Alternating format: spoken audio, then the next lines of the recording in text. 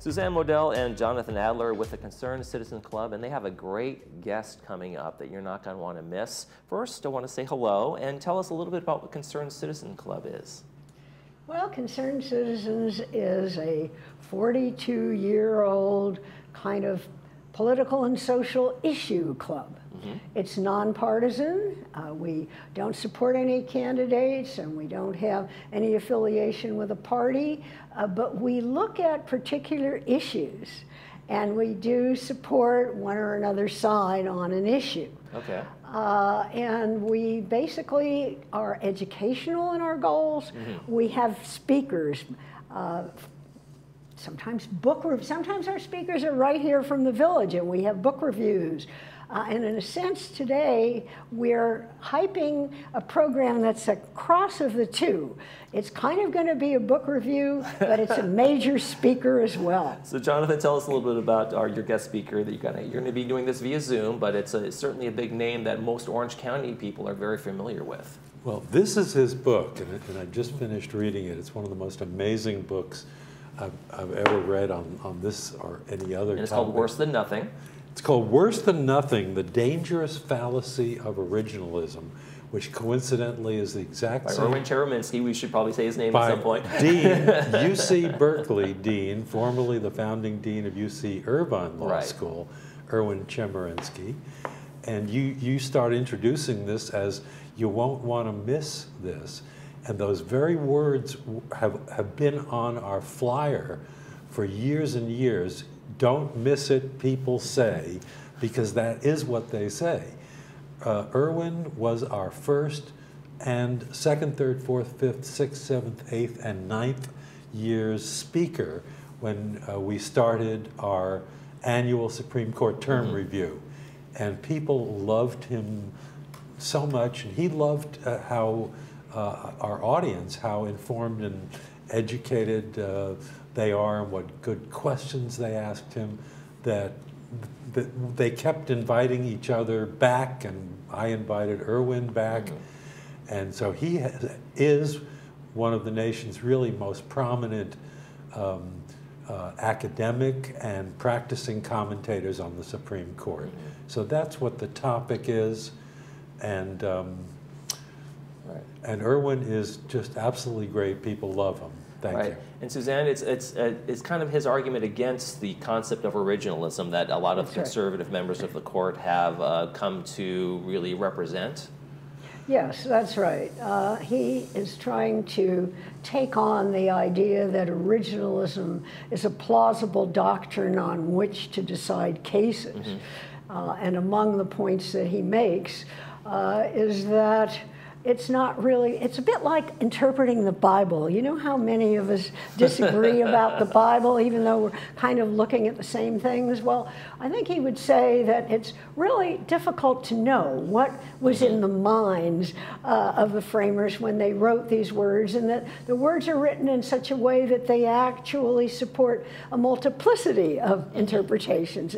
That's at least one of the points. He has several points, but that's one of his major ones. And Jonathan, I can see you're ready to jump in. Whatever.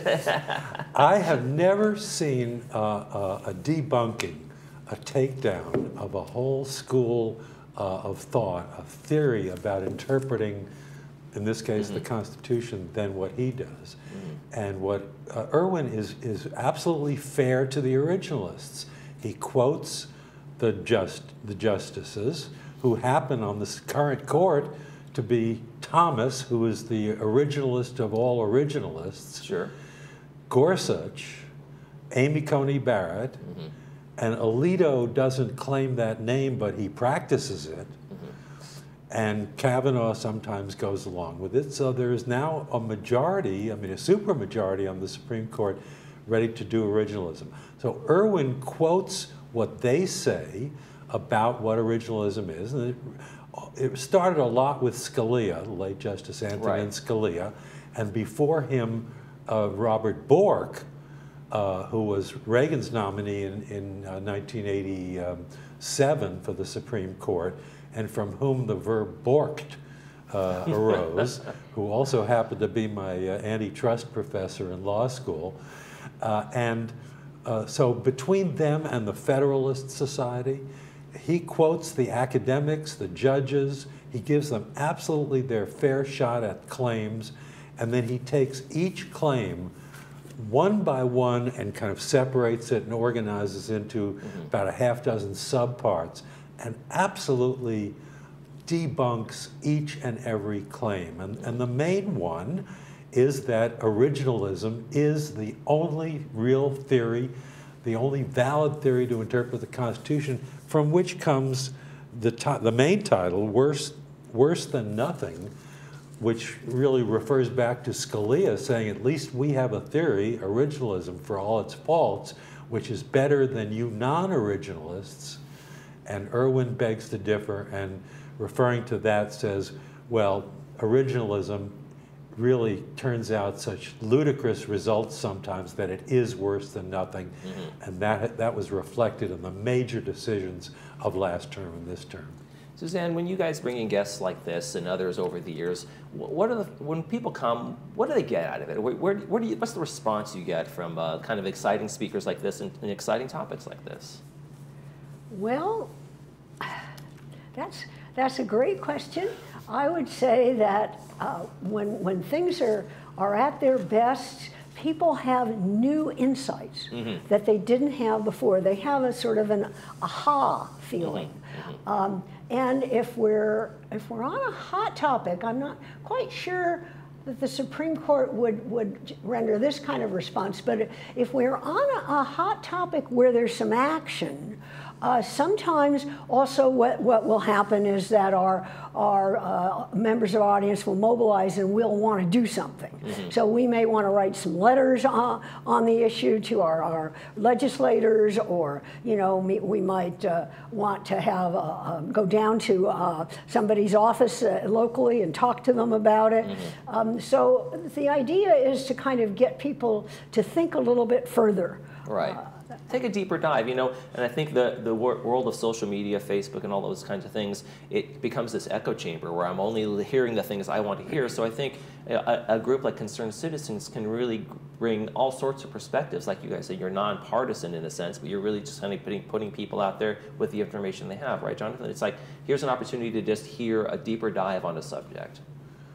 That reminds me of a quote from Oliver Wendell Holmes, the great justice that I referred to as I was reading this. And he said, young people know the rules, old people know the exceptions from the rules. And I made a page for Oliver Wendell Holmes quotes. There are just so many wonderful things. The life of the law, he said, is not logic, it is experience. And that is the essence of this concept. And the action that would arise from it, there's so much talk these days about reforming the Supreme Court. Well, after you read this, you just wonder, how can people, and that means Congress, not get into reform of the Supreme Court with this claim that it's like in the Dobbs case that overruled Roe v. Wade, and Justice Thomas Bruen case that said no regulation of concealed carry permits because he looked back to the, quote, framers, right, and totally botched that. And that's one of the main problems, is that turning justices into historians just does not work, because they cherry pick what they want, and they come out to the result that they want. So, and I think the important reminder for a lot of folks, as we kind of wrap things up here, is that the Constitution was meant to be this living, breathing, evolving thing with the opportunity to be amended over the years. And so when we're not taking advantage of that, then it's sometimes up to the courts and those interpretations, which can be very challenging for, half the country almost every time, right? And the very word living is what gets attached to the non-originalist side. That all kinds of subsequent experience, precedent, etc., history, tradition needs to be considered, not just what the framers, whoever them was. And that's one of the problems, that there were so many people who wrote the Constitution, the states that ratified it, you just can't identify. No, it's an impossibility. Well, Thank Jonathan you. and Suzanne, thank you so much for coming on. Make sure, folks, you get out to the event they have coming up. It's going to be a great one with Erwin, and we thank you both for being here. Thank you for having us. Thank you. you. And when we come back, we're going to have Sports Corner with Cole and Music Lovers Club. Stay with us.